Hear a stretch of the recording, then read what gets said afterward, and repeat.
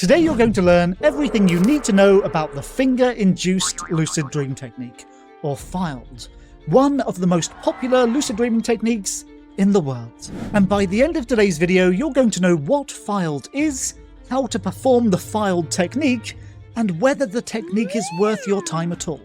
But I don't want to waste your time, so let's jump in to the technique. So let's start at the beginning, because that's normally the best place to start. What is FILD? FILD is a maintained awareness or wake-initiated lucid dream induction technique. It's a way to fall asleep consciously directly into a dream. But one thing is really important to remember. FILD is not an official lucid dreaming technique. There's no science behind it. It was just created in a lucid dream forum.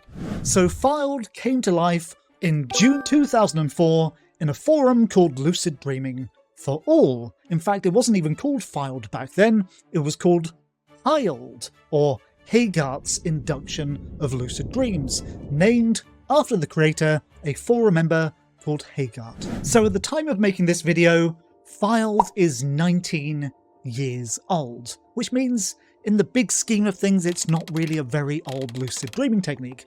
But why is it so popular? Well, the answer's quite simple. It went viral. Back in 2004 there weren't things like TikTok, but ideas could still spread in a viral manner. So FILD, coming from humble origins, just the idea of some random person in a forum, spread around all the lucid dreaming forums, and then 19 years passed, no one asked too many questions, and everyone just assumed that FILD is a legitimate technique. So even though FILD doesn't have science behind it, that doesn't mean that it's not a good technique, potentially, because good ideas can come from anywhere. So let's look at the technique itself, understand it, and decide whether or not it's useful. Step 1 of FILD, and this is pretty straightforward. You just need to wake up in the night when you're tired and likely to re-enter a dream. So you could set an alarm, you could wait to wake up naturally, or you could try this in a morning nap. It's important to only use FILD when you're feeling tired, and going back to sleep would be very easy. So analysing step 1 of FILD, it all makes sense so far. If you want to fall asleep consciously, of course you need to wake up in the night or have REM incoming. So far, so good. Step 2 of FILD. So, after you've woken up and you're returning to sleep, Haygart suggests moving a part of your body repeatedly. He suggests the fingers, but does also say it could be any part of the body. So, basically, what you do is you move your fingers like this repeatedly, and you do this for about 10 to 30 seconds. As your eyes are closed, you relax, you're not focusing too hard, you're not visualizing, you're just doing this with your fingers for about 30 seconds. And then, when the time is up, you stop and you perform the nose pinch reality test. And of course, if you're not dreaming, you start again and just keep repeating this process until you find yourself in a lucid dream. So let's analyze step 2 of FILD, and that's basically the entire technique, but I will share the full original technique in the video description.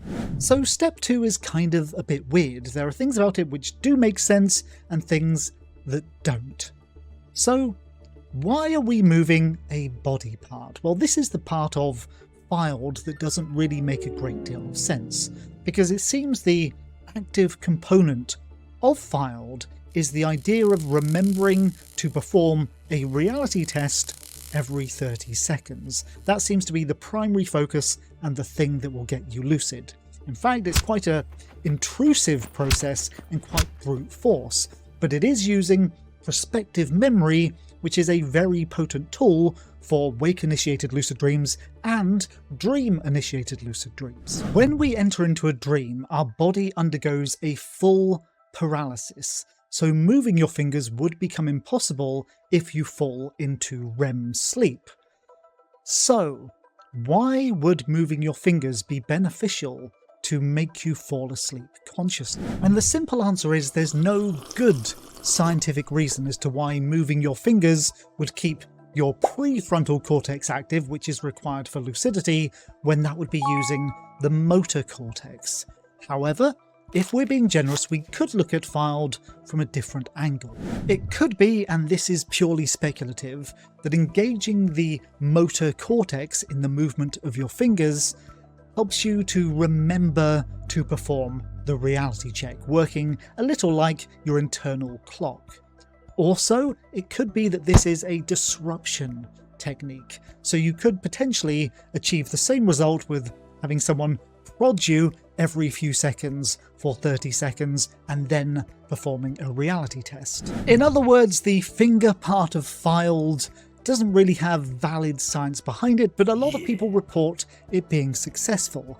However, because it is a disruptive and aggressive technique, it will lead many people into insomnia. So if you're the kind of person who falls asleep very easily, FILD may work for you, but if you're the sort of person who struggles with insomnia, this is the last thing that you want to try. So what do you think? Does it sound sensible or bonkers or somewhere in between the two? But one thing is certain, one lucid dreaming technique isn't all you need to become a lucid dreamer, so learn some more by watching one of the videos on the screen right now.